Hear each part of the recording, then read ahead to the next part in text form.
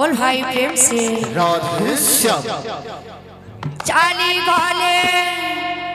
जोगी होई चाली गले जोगी होई गौरा सुंदर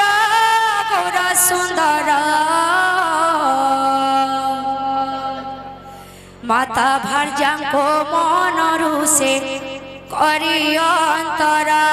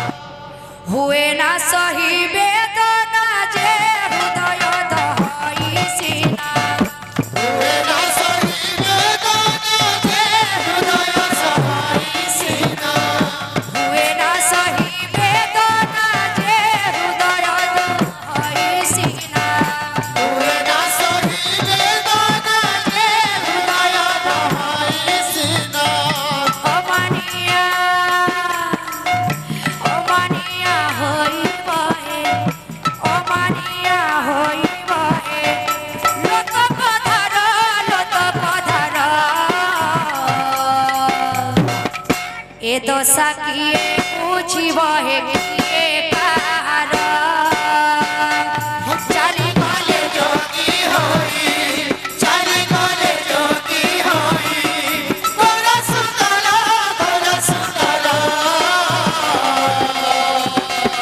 माता भार्जांको मनरु से करी अंतरा माता भार्जांको मनरु से हुए ना सही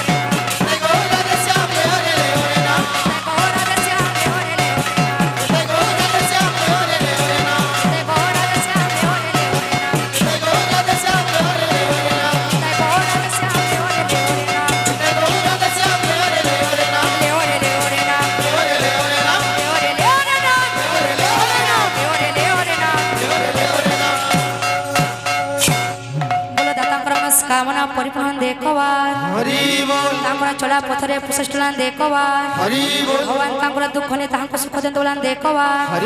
तांकर सर्वरिष्ठ खनबलान देखवार तांकर सबदिन अहि परि हरि भक्ति रे दिन बलान देखवार अर्थन देखवार बोल भाई प्रेम से बहुत बहुत धन्यवाद श्रीमती अंजना देहरी तर से धन्यवाद देमी गुरु श्री बलदेव भोई बंधु बोली कही बंधु महांती को सुना थाली रे खुआइलु बंधु बोली कही बंधु महांती को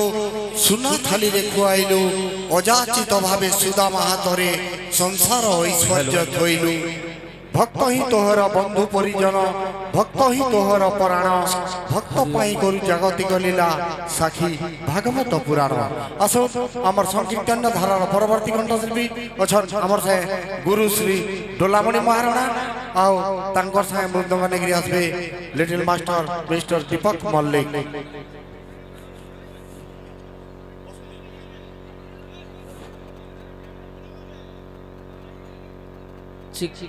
हरि